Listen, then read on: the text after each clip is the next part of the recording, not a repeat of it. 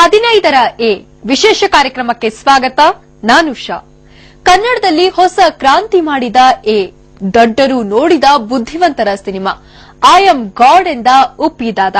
ಇದೇ ಈ ಹೊತ್ತಿನ ವಿಶೇಷ 15ರ ಎ.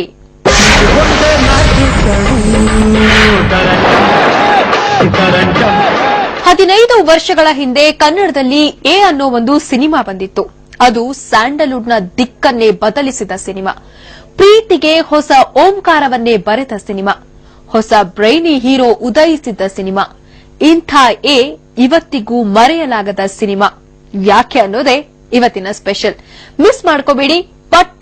ಒಂದು ಲೈನ್ ಯಾವ್ದೋ ಬಂದಿತ್ತು, ಅವಾಗ ಪ್ರೊಡ್ಯೂಸರ್ ಒಂದು ಸಿನಿಮಾ ಮಾಡಬೇಕು ಹಾಗೆ ಹೀಗೆ ಅಂತ. ನಾನು ಅವಾಗ ಏನಂದ್ರೆ ಇದ್ ಮಾಡ್ಕೊಂತ ಇದ್ದೆ. ನಾನು ಇವಾಗ ಸಬ್ಜೆಕ್ಟ್ ಒಂದು ಲೈನ್ ಮಾಡಿ ಇಟ್ಕೊಳ್ಳೋದು. ಈ ಹೀರೋ ಅಂದ್ರೆ ಆ ಹೀರೋ ಕರೆಕ್ಟ್ ಆಗಿ ಸ್ವಲ್ಪ ವರ್ಕೌಟ್ ಮಾಡ್ಕೊಳ್ಳೋದು. ಅದಕ್ಕೆ ಆ ಹೀರೋ ಇಮೇಜ್ ಇಟ್ಕೊಂಡು ಆ ಟೈಮಲ್ಲಿ ಏನಾಯ್ತು ಅಂದ್ರೆ ಏನೋ ಒಂದು ನಮ್ಮ ಮಂಜುನಾಥ್, ಜಗನ್ನಾಥ್, ಒಂದು ರಾಮಕೃಷ್ಣ ಅಂತ 3 ಜನ ಅವ್ರು ಸಿನಿಮಾ ಮಾಡಬೇಕು ಅಂತ ಇದಕ್ಕಿದೆ ನೀವೇ ಮಾಡ್ಬಿಡಿ ಹೀರೋ ಆಗಿ. ನನಗೇನಿದು ಇದಕ್ಕಿದೆ ನನಗೆ ಕೇಳ್ತಾ ಇದಾರಲ್ಲ ಅಂತ ತಮಾಷೆಗೆ ಕೇಳ್ತಾರೆ ಅಂತ. ಬಟ್ ಅದು ತಲೆ ಒಳಗಡೆ ಹುಳ ಬಿಟ್ಟಂಗಾಯ್ತು ಅವ್ರು ಹೇಳಿದ್ದು. ಆಮೇಲೆ ನಾನು ಈ ಲೈನ್ ಇಟ್ಕೊಂಡು ಇದನ್ನ ನಾನು ಮಾಡ್ರೆ ಹೆಂಗಿರತ್ತೆ ಅಂತ ಹುಡುಗರು ಯಾವಾಗ ನಾವು ಹುಡುಗರೆಲ್ಲ ನಾನು ಹೊರಗಡೆನೆ ಇದ್ದಿದ್ದು 10 ವರ್ಷ.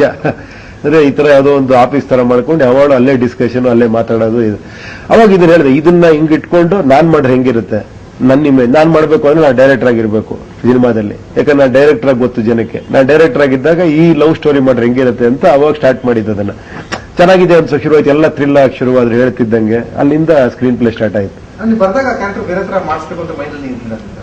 ಅಲ್ಲ ಇತ್ತು, ಶಿವಣ್ಣಗ್ ಮಾಡೋಣ ಅಂತ ಅಥವಾ ಇನ್ಯಾರ ಶಿವಣ್ಣ ಡೇಟ್ ಸಿಗಲ್ಲ ಇನ್ಯಾರ್ಗಾರ ಮಾಡೋಣ ಅಂತ ಇತ್ತು. ಬಟ್ ಯಾವಾಗ ಇವ್ರು ಬಂದು ನೀವೇ ಮಾಡಿ ಅಂದ್ರು ಅವಾಗ ಟೋಟಲಿ ಅದನ್ನ ಬೇರೆ ತರ ಚೇಂಜ್ ಮಾಡಿದ್ದ. ಅವಾಗ ಏನ್ ಶೋಗಳು, ಬಿಸಿ ಬಿಸಿ ಬಿಸ್ನೆಸ್. ಬುದ್ಧಿವಂತರಿಗೆ ಮಾತ್ರ ಬಂದಿದ್ದು ಹೇಗೆ ಅಂದ್ರೆ ಬಿಕಾಸ್ ಒಂದು ಭಯ.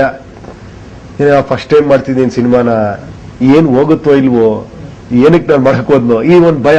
ನೋಡ್ಲೇಬೇಕಲ್ಲ ಇದನ್ನ ಜನನ, ಅಕಸ್ಮಾತ್ ಬರ್ಲಿಲ್ಲ ಅಂದ್ರೆ ಜನ ಇದಕ್ಕೆ ಏನೇ ವಿಚಿತ್ರವಾಗಿದೆ ಟೈಟ್ಲ್, ಕೆಲಸ ಮಾಡೋಣ.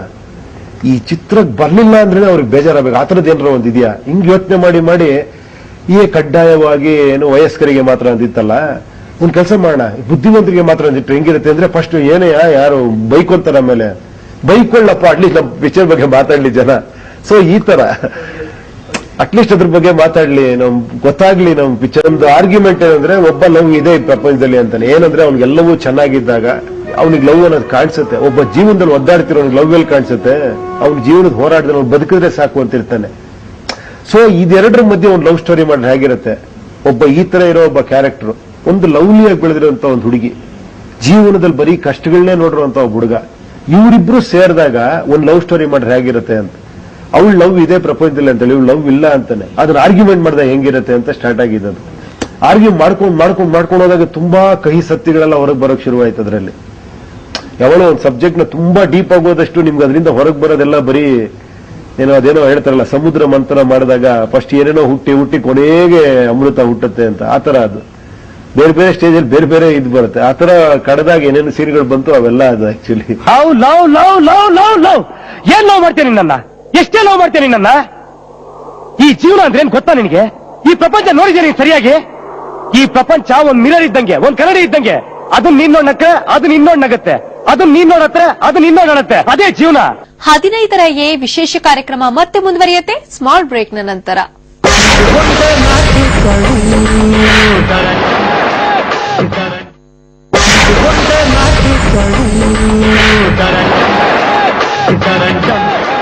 ಉಪ್ಪಿ ಎ ಸಿನಿಮಾದಲ್ಲಿ ಅದುವರೆಗೂ ಇದ್ದ ಹೀರೋ ಇಮೇಜ್ ಅನ್ನೇ ಬದಲಾಯಿಸಿದ್ರು. ಕತೆ ಹೇಳೋ ಸ್ಟೈಲ್ ಅನ್ನೇ ಬದಲಾಯಿಸಿದ್ರು. ಹಸಿ ಡೈಲಾಗ್ ಬರ್ಸಿದ್ರು. ಬೇಜಾನ್ ಗೊಂದಲ ಸೃಷ್ಟಿಸಿದ್ರು. ಇಷ್ಟಕ್ಕೂ ಏ ಮಾಡೋದಕ್ಕೆ ಉಪ್ಪಿಗೆ ಸ್ಫೂರ್ತಿ ಏನ್ ಗೊತ್ತಾ?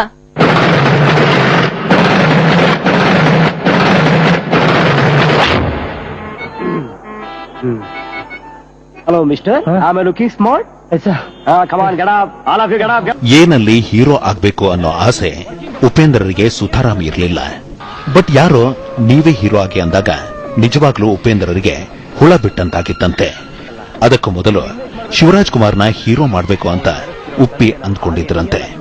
ಬಟ್ ಎಲ್ಲಾ ಕನ್ಫ್ಯೂಷನ್ ನಲ್ಲೇ, ಎಲ್ಲಾ ಆರ್ಗ್ಯುಮೆಂಟ್ ನಲ್ಲೇ ಉಪೇಂದ್ರ ಅನ್ನೋ ಒಬ್ಬ ಸೂರ್ಯ ಸ್ಯಾಂಡಲ್ವುಡ್ನಲ್ಲಿ ಉದಯಿಸಿದ್ದಂತೂ ನಿಜ.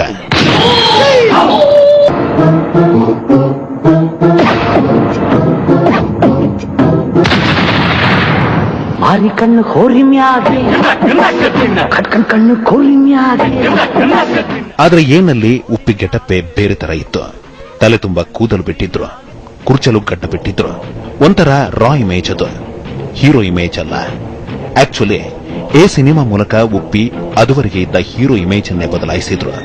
ಅವರಿಗೆ ಹೀರೋ ಇಮೇಜ್ಗಿಂತ ಸ್ಟೋರಿ ಅಂಡ್ ಸ್ಕ್ರೀನ್ ಪ್ಲೇ ಬಗ್ಗೆಗೆ ಹೆಚ್ಚಿನ ವಿಶ್ವಾಸ ಇತ್ತಂತೆ.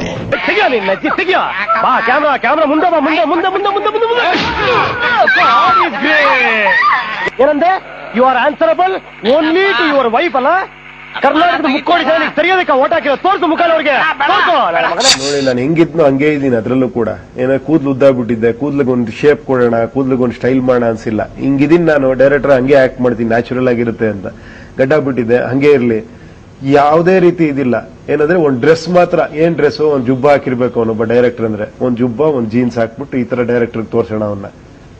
ಇಷ್ಟೇ ನಾವು ಪ್ಲಾನ್ ಮಾಡಿದ್ದು. ನಾ ಜಾಸ್ತಿ ಕತೆ ಬಗ್ಗೆನೇ ಜಾಸ್ತಿ ಇದ್ ಮಾಡ್ಕೊಂಡು ಸ್ಕ್ರೀನ್ ಪ್ಲೇ ಹಿಂಗ್ ಮಾಡ ಹಂಗ್ ಮಾಡ, ನನ್ಗೆ ಅದ್ರ ಬಗ್ಗೆ ತುಂಬಾ ವಿಶ್ವಾಸ. ಅದ್ ಚೆನ್ನಾಗಿದೆ, ಎಲ್ಲ ಚೆನ್ನಾಗಿರುತ್ತೆ ಅಂತ.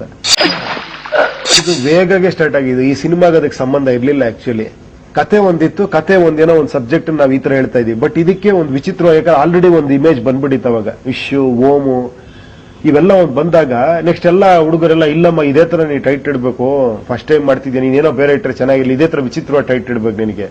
ಏನ್ ವಿಚಿತ್ರವಾಗಿ ಹೇಳೋಣ ಅಂದಾಗ ಏನ್ ವಿಚಿತ್ರ ಅಂದಾಗ ಪಟ್ ಅಂತ ಎ ಅಂತ ಹೇಳಿದೆ. ಆ ಎ ಅಂತ ಹೇಳಿದಾಗ ಎಷ್ಟು ಡಿಸ್ಕಷನ್ ಆಯ್ತಂದ್ರೆ ಒಂದು ರಾತ್ರಿ ಫುಲ್ ಡಿಸ್ಕಸ್ ಮಾಡಿದ್ವಿ ಅದ್ರ ಬಗ್ಗೆ. ಎ ಕರೆಕ್ಟಾ ತಪ್ಪಾ? ಒಂದಷ್ಟು ಜನ ಹುಡುಗರೇ ಎ ಅಂದ್ರೆ ಯಾರು ಬರೋದೇ ಇಲ್ಲ ಪಿಕ್ಚರ್ಗೆ, ಅಡಲ್ಟ್ ಫಿಲಮ್ ಅನ್ಕೊಂಡ್ಬಿಡ್ತಾರೆ. ಒಂದಷ್ಟು ಜನ ಡಿಫ್ರೆಂಟ್ ಆಗಿದೆ ಅದು, ಎ ಅಂದ್ರೆ ಏನು ಅಂತ ಬರ್ತಾರೆ. ಏನ್ ಅಡಲ್ಟ್ ಫಿಲಮ್ ಇದು, ಏನಕ್ಕೆ ಈ ತರ ಇಟ್ಟಿದೆ? ನಾವೇನು ಆತರ ಪೋಸ್ಟ್ ಹಾಕಲ್ವಾ, ನಾವು ನೀಟಾಗಿ ಹಾಕ್ತಿವಲ್ಲ, ಅದ್ಯಾಕೆ ಅಡಲ್ಟ್ಸ್ ಅನ್ಕೋತಾರೆ? ಸೊ ಇದು ಆರ್ಗ್ಯೂ ಮಾಡಿ ಕೊನೆಗೆ ಬೆಳಗಾಗೋರು ಕೂಡ, ನಿಜ ಹೇಳ್ಬೇಕು ಅಂದ್ರೆ ರಾತ್ರಿ ಸ್ಟಾರ್ಟ್ ಆಗಿದ್ದು ಆರ್ಗ್ಯುಮೆಂಟ್ ಬೆಳಗ್ಗೆ 6 ಗಂಟೆ ಆಗಿತ್ತು. 6 o'clock ವರೆಗೂ ಇದಕ್ಕೆ ಆನ್ಸರೇ ಸಿಗ್ಲಿಲ್ಲ. ಕೊನೆಗೆ ನಾ ಡಿಸೈಡ್ ಮಾಡಿದೆ, ಈಗ ಆನ್ಸರ್ ಸಿಕ್ಕಿಲ್ಲಲ್ವಾ, ಇಷ್ಟು ಡಿಸ್ಕಸ್ ಮಾಡಿದ್ವಿ ಅಂದ್ರೆ ಈ ಟೈಟ್ಲ್ ಏನೋ ವಿಶೇಷ ಇದೆ, ಅದೇ ಇಟ್ಕೊಳ್ಳೋಣ ಅಂತ ಫಿಕ್ಸ್ ಮಾಡಿ.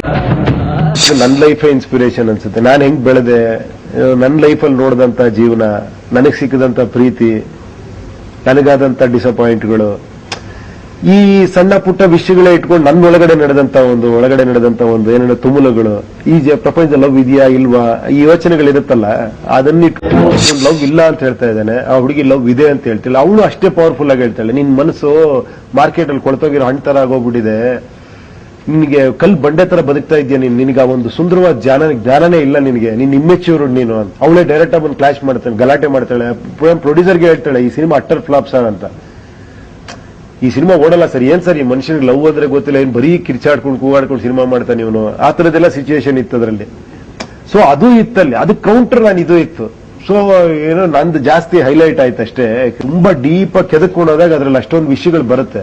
ಯಾಕೆ ಲವ್ ಇಲ್ಲ ಅಂದ್ರೆ ಅವನು ಅದಕ್ಕೆ ಆನ್ಸರ್ ಮಾಡ್ತಾನೆ, ಏನಿದೆ ಲವ್, ಇವಾಗ ನಾನು ನಿನ್ ಲವ್ ಮಾಡ್ತೀನಿ, ನೀನ್ ನನ್ನ ಲವ್ ಮಾಡ್ತಾ ಇದ್ಯಾ, ನಾನು ಚೆನ್ನಾಗಿ ನಿನ್ನ ನೋಡ್ಕೊಂಡ್ರೆ ನೀನ್ ಲವ್ ಮಾಡ್ತೀನಿ, ನಾಳೆ ನಾನು ಕೆಟ್ಟವನಾಗ್ಬಿಟ್ಟು ನೀನ್ ಲವ್ ಮಾಡ್ತೀಯ, ಆಟೋಮೆಟಿಕ್ ನಿನ್ ಲವ್ ಡೌನ್ ಆಗುತ್ತೆ. ಸೊ ಲವ್ ಅನ್ನೋದು ಬಿಸ್ನೆಸ್, ಈ ತರ ಆರ್ಗ್ಯೂ ಮಾಡ್ತಾನೆ ಅವನು ಮುಗ್ಧತೆಲ್ಲ ಮೂರ್ಖತನದಲ್ಲೂ ಆರ್ಗ್ಯೂ ಮಾಡ್ತಾನೆ. ಅವಾಗ ನಾವು ಮೂರ್ಖರೇ ಮುಗ್ಧತೆಲ್ಲ ಆರ್ಗ್ಯೂ ಮಾಡ್ತಿದ್ವಿ, ನೋಡೋರು ಕೂಡ ಮುಗ್ಧತೆ ಕಾಣಿಸೋದು. ಚೆನ್ನಾಗಿ ಕರೆಕ್ಟ್ ಆಗಿ ಹೇಳ್ತೀವಿ, ನಾವು ಹೇಳೋದು ಕರೆಕ್ಟ್, ಇವನು ಹೇಳೋದು ಕರೆಕ್ಟ್, ಆತರ ಅದು ಇಷ್ಟಪಡ್ತಾ ಹೋಯ್ತದು. ಹೇಳ್ಬೇಕಲ್ಲ ಅದೇ ಗೊತ್ತಿಲ್ಲದೆ ಮಾಡಿದ್ದದೆಲ್ಲ. ಏನೋ ಒಟ್ನಲ್ಲಿ ಈ ತರ ಸೀನ್ ಹಿಂಗ್ ಮಾಡ್ಬೇಕು, ಇಲ್ಲೋಗಿ ಮಾಡೋಣ, ಈ ತರ ಲೊಕೇಶನ್ ಮಾಡೋಣ, ಇಲ್ಲಿ ಹಿಂಗ್ ಮಾಡೋಣ, ಹಂಗ್ ಮಾಡೋಣ ಅಂತ ಸ್ಪಾಂಟೇನಿಯಸ್ ಆಗಿ ಅನ್ಕೊಂಡು ಹೋಗ್ತಾ ಇದ್ದಿದ್ದು.